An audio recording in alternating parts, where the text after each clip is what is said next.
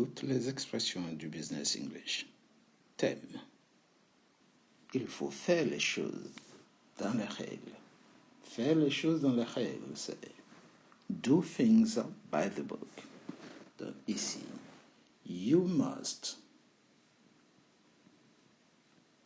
do things by the book. Do things by the book. Ici, l'expression do things by the book, c'est respecter les règles, faire les choses dans les règles. C'est un pari risqué. Tu as très peu de chances de réussir. Si vous avez un projet qui est risqué, qui a de fortes chances d'échouer, vous allez dire tout simplement it's a long shot. Alright, c'est un pari risqué. It's a long shot. Alright. Imaginons que vous voulez développer votre entreprise dans le monde entier et vous savez très bien qu'il y a des concurrents. Votre partenaire va vous dire it's a long shot. Très peu de chances. Il y a trop de concurrents. C'est un pari risqué. Peu de chances de réussir. It's a long shot.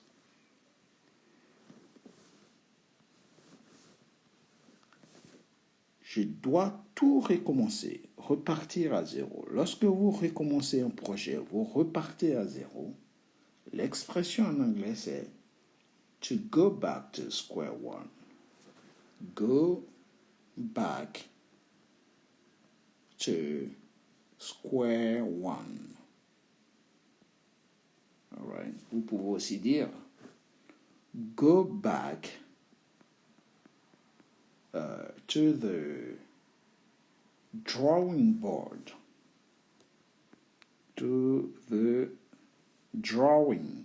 Drawing, c'est-à-dire la table de dessin. Drawing board. All right. To go back to the drawing board. Repartir à zéro. Donc, il y a deux expressions. Go back to square one, cette expression, ou go back to the drawing board. Donnez le coup d'envoi, par exemple. Get the ball rolling. Get the ball rolling. Get the ball rolling. OK? Donc, lorsque vous commencez un match de football, que vous donnez un coup d'envoi, vous dites, let's get the ball rolling. OK? Commençons. Donnons le coup d'envoi. Ça fait référence à deux joueurs qui donnent le coup d'envoi dans un match de football. Ils poussent la balle vers l'autre partenaire et le match commence. Get the ball rolling. Commencez. Donnez le coup d'envoi.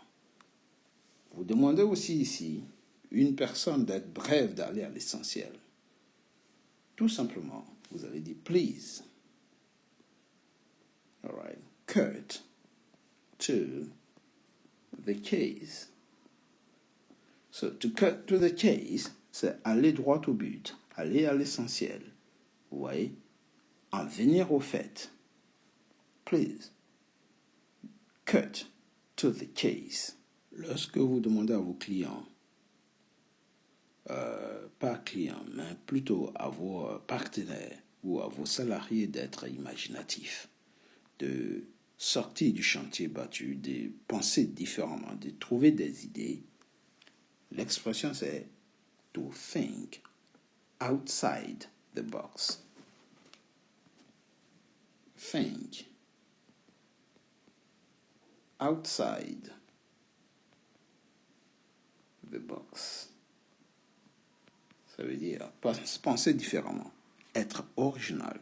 Donc le directeur par exemple de l'entreprise va dire I want everybody to think outside the box, to find a new idea, the best idea ever. Je veux que tout le monde soit imaginatif, sorte du chantier battu.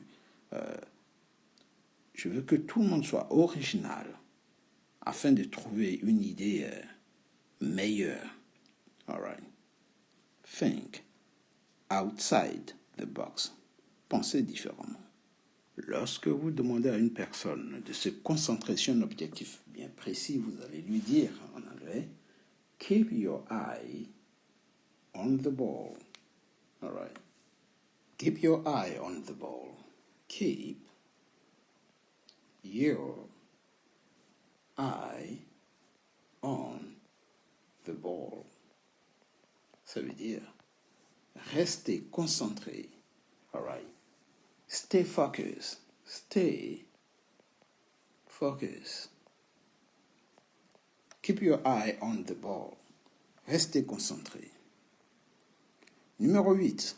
Ici, lorsque vous avez réussi à lancer un projet avec succès, vous avez réussi à faire décoller votre projet de façon efficace. Dis ici, you get it off the ground. All right. Oui, ici vous allez dire oui, nous avons réussi manage. We manage to get it off. All right. The ground. Ground étant le sol, donc le fait décoller. All right. Nous avons réussi à faire décoller notre projet, à le démarrer, faire en sorte qu'il prenne son envol. We get it off the ground. Lorsqu'on met tous ses œufs dans le même panier, il y a une expression qui signifie put all your eggs in one basket. Put all your eggs, all right, in one basket. Donc, en général, on va vous dire, ne misez pas sur un seul cheval. Ne mettez pas tous vos œufs dans le même panier, parce que si vous tombez ou trébuchez, vous risquez de renverser tout. En un mot, si vous pariez sur un seul cheval et que ce cheval perd, vous perdez toute votre mise. Il faut toujours avoir un plan B. Donc, ne misez pas tout sur un seul objectif. Évitez d'avoir un seul client, un seul fournisseur et ainsi de suite. Variez, limitez les risques. Donc, ça va donner don't put. Ici, on a fait la négation. Don't put all your eggs in one basket. All right. Ne mettez pas tout sur le même cheval. Ne pariez pas sur un seul objectif, mais variez les risques. Is that right? Okay. Aller au bout de quelque chose. L'expression c'est see something. See something. All right. See something through. See something through. Si vous allez au bout d'un combat, vous allez au bout de votre travail, au bout d'un contrat. We see the contract through. All right. We see the work through. On a été au bout du travail. Abandonner un cours de route. Laisser tomber, renoncer à une tâche. To throw. L'expression c'est throw in the towel. You throw in the towel. C'est comme dans un combat de boxe lorsque l'adversaire est presque KO et qu'il n'arrive plus à se défendre. Son équipe jette une éponge ou une serviette, sur le ring. C'est ça au fait. Pour dire qu'on arrête le combat. Donc, abandonner, throw in the towel. All right. To throw in the towel. The opponent, throw in the towel. L'adversaire a abandonné. All right. Entrer en contact avec une personne, l'appeler, ok, contacter. On dit touch base. All right, touch base. All right. At touch base tomorrow. Je vous appelle demain. Je vous contacte demain. Lorsque vous dites nous sommes sur la même longueur d'onde, en anglais ça va donner we are on the same page. All right. We are on the same page. To be on the same page. Être sur la même longueur d'onde. On peut aussi dire être d'accord. To agree. Être mis dans une situation sans préparation. Vous arrivez dans une entreprise, vous ne maîtrisez pas encore les ficelles du métier, on vous demande de faire une présentation. Vous pouvez dire, elle est mise dans une situation sans aucune préparation. En anglais, she was thrown. She was thrown. Ici, to throw. Participe passif, thrown in the deep. Ici, and. C'est comme si on vous jette dans une piscine et vos pieds ne touchent pas le fond. Alright, vous flottez. So, she was thrown in the deep end. Elle a été mise dans une situation embarrassante. Elle ne peut pas vraiment être efficace parce qu'elle n'a aucune préparation. Cependant, elle doit faire la présentation. So, she was thrown in the deep end. But fortunately, she managed to do it. Mais heureusement, elle a réussi à surpasser sa difficulté. She managed to do it well. Lorsque vous êtes dépassé par les événements, par exemple, on lui demande de faire une présentation sans aucune préparation. She will feel out of death. Donc, elle va se sentir dépassée. Donc, vous êtes dépassé par les événements. You feel out of death. Alright. Se sentir dépassé par les événements. Pour ne pas que cela arrive, vous devez apprendre les ficelles du métier, connaître les bases. Donc, apprendre les ficelles du métier. To know the rope. Alright. Learn. Learn the ropes.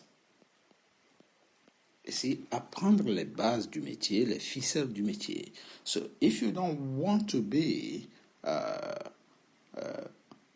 thrown in the deep end, si vous ne voulez pas être dans une situation sans aucune préparation, you must learn the ropes. All right. So, ask somebody to show you the rope. Demande à quelqu'un de vous montrer les bases, les ficelles du métier. Donc, montrer les bases, les ficelles du métier, c'est to show the ropes. I want you to show me the ropes. Je veux que vous me montriez les ficelles du métier. All right, show the ropes. Donc, lorsque vous faites la présentation de façon improvisée, par exemple, ok, vous n'êtes pas préparé, you do the presentation off the cuff. So, j'ai fait la présentation. I did the presentation. All right. Ici, off the cuff. Off the cuff. All right. I did the presentation of the cuff. J'ai complètement improvisé. Je l'ai fait, j'ai joué l'improvisation. All right, sans aucune préparation. Off the cuff. C'était tout pour aujourd'hui. Si vous avez aimé ces quelques expressions d'anglais professionnel, n'hésitez pas, abonnez-vous et surtout likez et partagez. Nous verrons la suite dans les chapitres à venir. Take it easy and see you next time. Goodbye.